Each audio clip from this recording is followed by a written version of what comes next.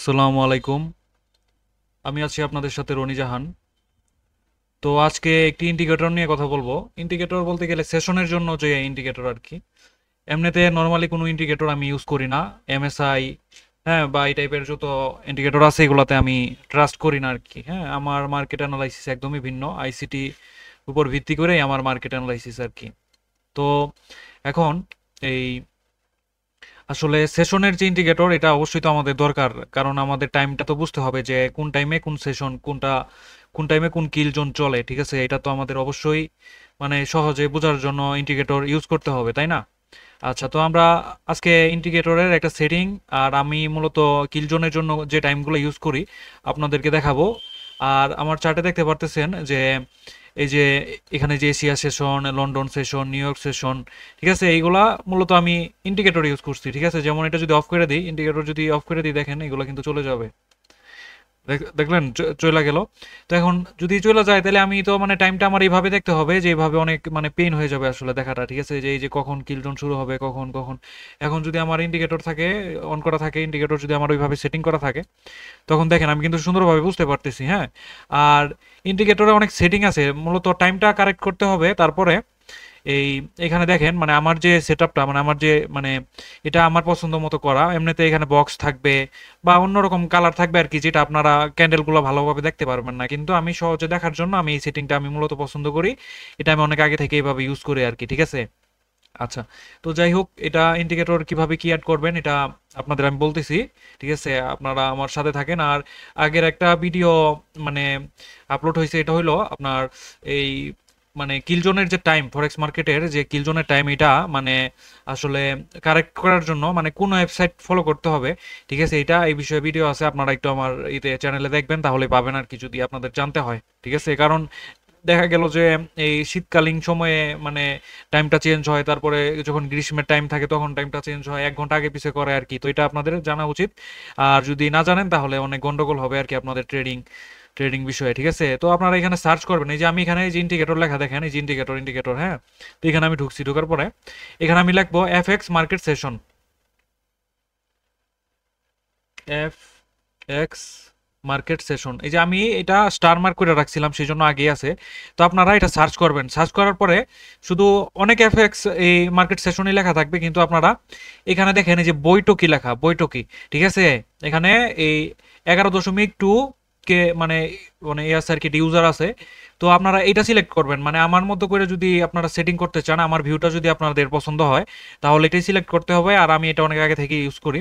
তো এখানে বৈঠকি যদি না থাকে তাহলে এই অন্য যেগুলা এগুলা কিন্তু ওইভাবে সেটিং করা যাবে না, ভিন্নতা থাকবে আর কি। আমার মতো সেটিং করতে চাইলে অবশ্যই এই বৈঠকি লেখাটা দেখবেন। ঠিক আছে, একটু খেয়াল করে দেখেন। আচ্ছা, আমার এখানে অ্যাড আছে, তো আমি না ঢুকলাম। আপনারা সার্চ করবেন এফএক্স মার্কেট সেশন। আচ্ছা, তো আসার পরে আমি সেটিং দেখাইতেছি আর কি আমার। আচ্ছা, আপনারা ওইভাবে স্টার মার্ক করে ফেলবেন, মানে আসার পরে এই যে স্টার মার্ক, স্টার দিয়ে দিবেন আর কি, তাহলে এখানে অ্যাড হয়ে যাবে, বুঝছেন? আচ্ছা, অ্যাড হওয়ার পরে এই যে ধরেন আমি অ্যাড অ্যাড তো আমার করাই আছে, তো আপনারা ওইখানে স্টার মার্ক কইরা ওইখানে প্রেস করলেই ওইখানে অ্যাড হয়ে যাবে। তো দেখেন আমার এখানে যে সেটিংটা, ঠিক আছে, সেটিংটা আপনারা ভালোভাবে একটু দেখার ট্রাই করেন। ঠিক আছে, এই যে টাইম জোন, আমার এখানে টাইম জোনের বিষয়টা চেঞ্জ করতে হবে, জিএমটি-5 এখন বর্তমানে। ঠিক আছে, জিএমটি-5, হ্যাঁ, এই হলো বিষয়। আচ্ছা, জিএমটি-5। আর এই যে এখানে দেখেন, এখানে হবে ইউটিসি-5, কারণ এখন শীতকালীন যে টাইম, এই যে নিউ ইয়র্ক। ঠিক আছে, দেখেন নিউ ইয়র্ক, হ্যাঁ, আমরা মূলত নিউ ইয়র্ক টাইমটা ইউজ করি ট্রেড করার জন্য। ঠিক আছে, আর মানে এই টাইমটা আমাদের মানে সবাই ইউজ করি আমরা, লন্ডন সেশনে ট্রেড করি আর যাই করি, এখানে আমরা টাইম সিলেক্ট করা থাকে নিউ ইয়র্কের যে টাইমটা এটা।